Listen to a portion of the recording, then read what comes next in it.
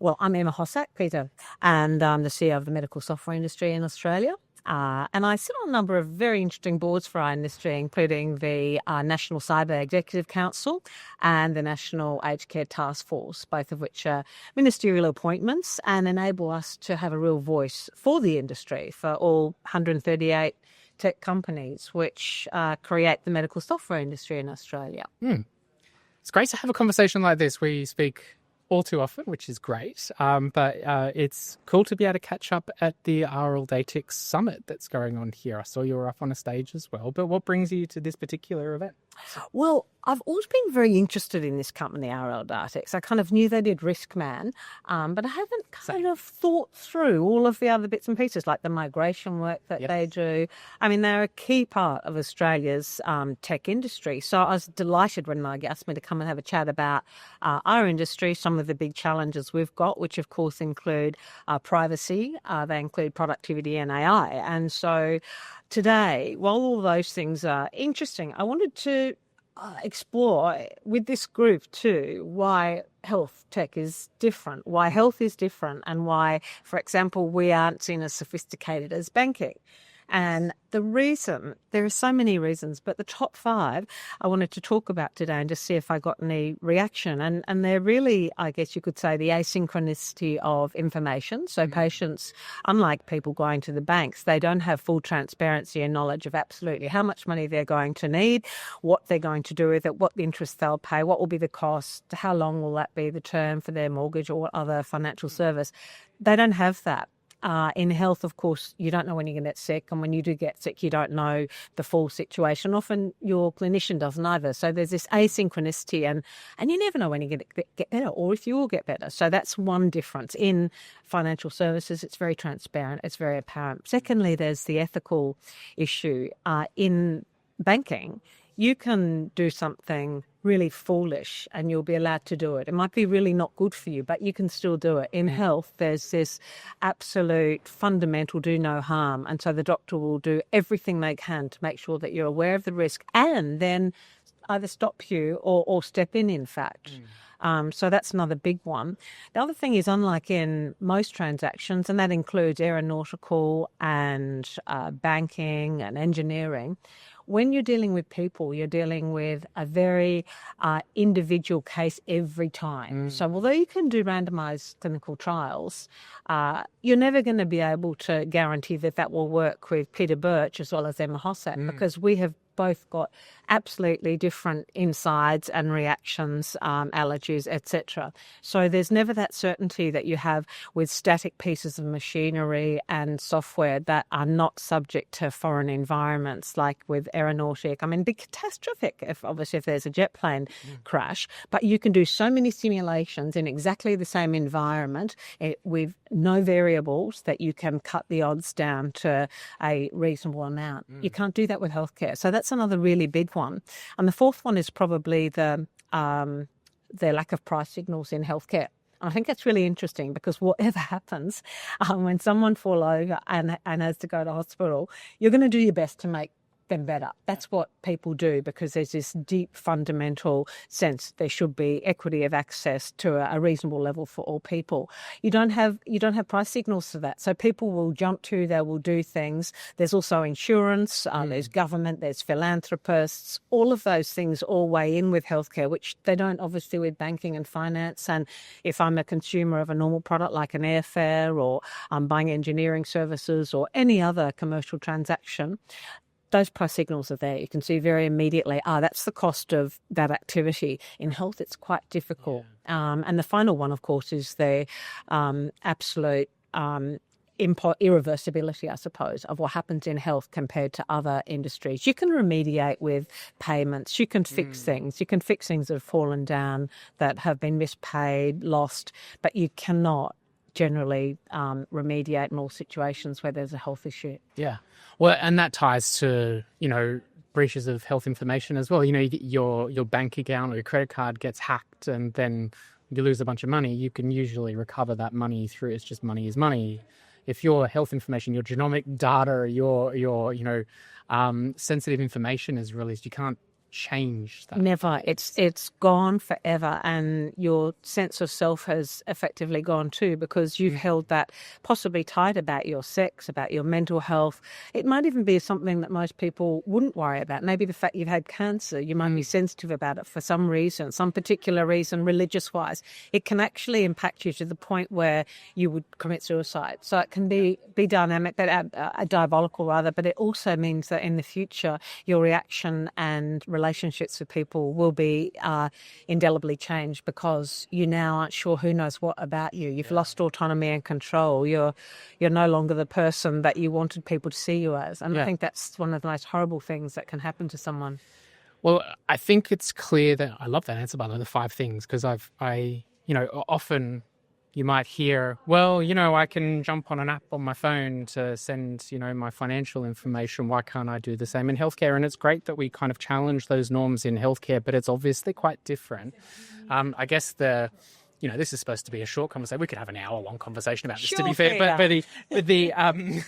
I was going to go down the line of, well, what do we do about it then? But I guess and you've got the lens through the industry, the ecosystem of the technology providers, and obviously the voice of the medical software industry. These are challenges that I know the MSIA, being on the board of the MSIA, that the MSIA is cognitively aware of, and also assisting those vendors in the community to create solutions that work within the parameters that we need in healthcare that's set by government policy, by everything, but also pushing those boundaries of innovation to not just I guess tie, and that's a big part of your role, I know, is going, well, these are the rules or potential rules that we've got. Well, this is what's capable and that the industry can do. How can we bridge those two things together? And look, I mean, that's a really good question, because I actually see that those 5 distinguishing elements, and there's probably more, but there's a dude called Arrow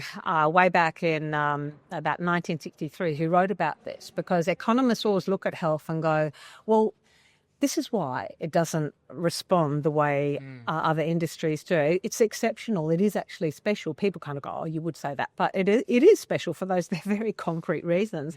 The Institute of Medicine, McKinsey's, the World Economic Forum, all of these really, well-researched entities have all said, health is a different case, so you can't compare it. And I really find it funny when people come into our industry from banking or financial services and go, oh, God, we'll sort you out. Don't worry, we'll have this done in a couple of years. And I did that 10 years ago. I was a lawyer and thought, I'll sort this out, be 12 months or something, and then I'll move back to lawyering. But the fact is that's so naive, because the reason that we're individuals and so special is because every day there's a new invention, a new disease, a new cure. Your body is constantly changing. New cells mean that today you're allergic to something that yesterday you weren't. So your cancer treatment isn't working. All those things are happening, and that's just the uniqueness of humanity versus banking. And I think that's why it's so much more magical, interesting, and has so much more potential, because having loads of money is not nearly as valuable as having a wonderful life. So I think that's really naive and flat and shows total lack of understanding, which I certainly had.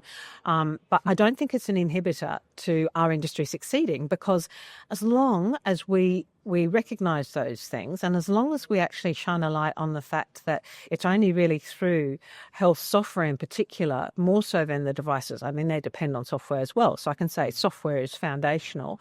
It's only through using the software that we're actually going to be able to manage the risks and benefits of AI, obviously. And running kind of too fast with those things, I don't think is an issue if you've got in place understanding on all sides of how privacy works and the importance of it and what risk appetite you've got for it. So you, for example, Peter, might be happy to share all of your information with me today because you don't really think anything's too sensitive. But tomorrow something happens to you that changes that.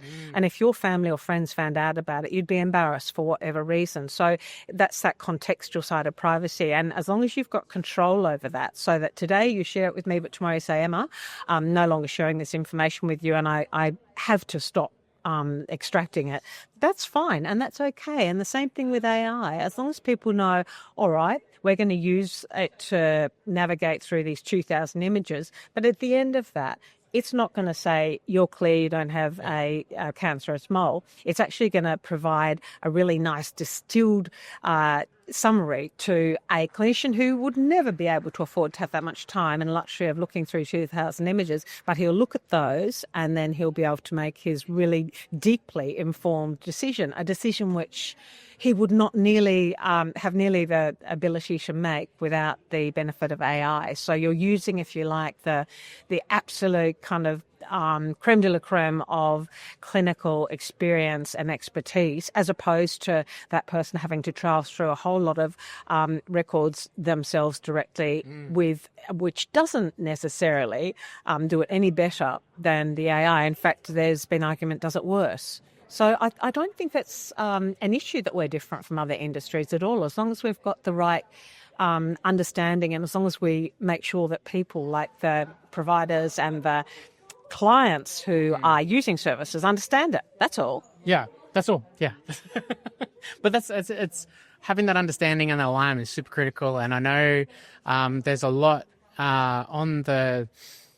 within the remit of the MSIA and the work that we're doing, for members in the ecosystem. And, you're doing 100 hours a week on MSIA stuff, as well as everything else. To close out the conversation before the sea of people come out for lunch from the summit, where is the focus this year, particularly for the MSIA and the activities that are undertaken? Because, there's members would be familiar with the events and the meetups, and they're obviously a great way to connect with people in the ecosystem, but a lot happens between those. Oh, gosh, yes. Yeah. So I suppose two things that would be my absolute key would be productivity and regulation. And why I say that is that a lot of companies at the moment are doing way beyond the business as usual. Let's just say, rule of thumb, 20% of work for in government compliance. They're doing closer to 80%. So the MSIA has been running a productivity survey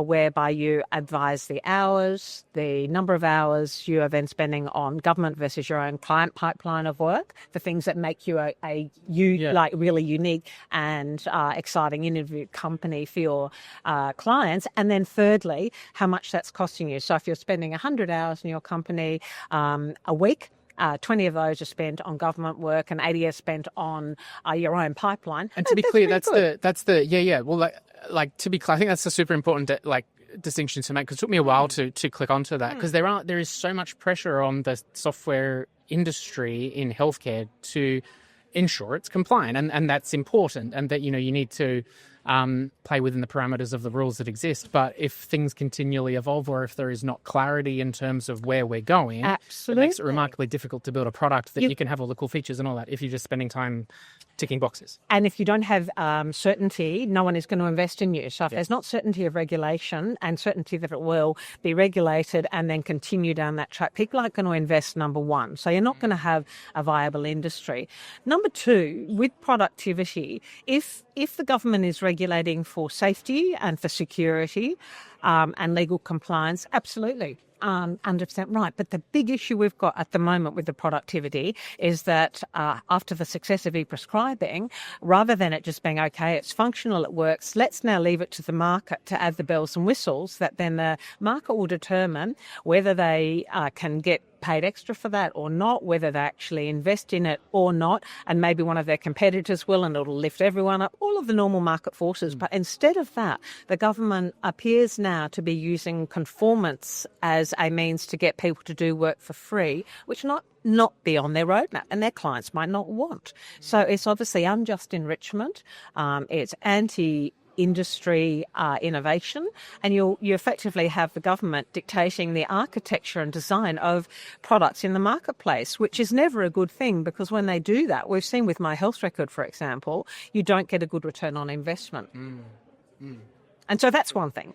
The other thing is regulation generally with AI, for example, making sure that it's just right.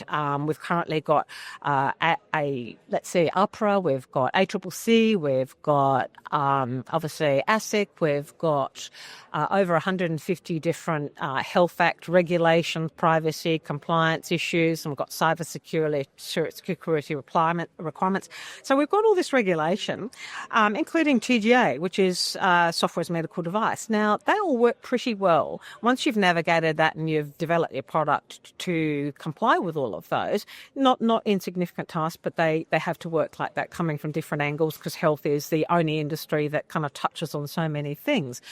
So we've got to make sure that there's not duplication. And at the moment, there seems to be a very politically orientated drive towards regulation of AI universally, as opposed to looking at it industry specific. I've said health is special, and it is for those reasons. So it does not need to be put in a bucket with banking, education, energy, etc. for AI, because we've actually got a terrific AI framework already in software as a medical device, and every of the mandatory guardrails which are being proposed are actually already mirrored and able to be mapped to the existing essential principles and rules and regulations in the software as a medical device therapeutic goods administration framework. So don't regulate us again, and don't regulate us out of business, because we've got companies that need to invest in AI, and they need to do it so that they can then export that.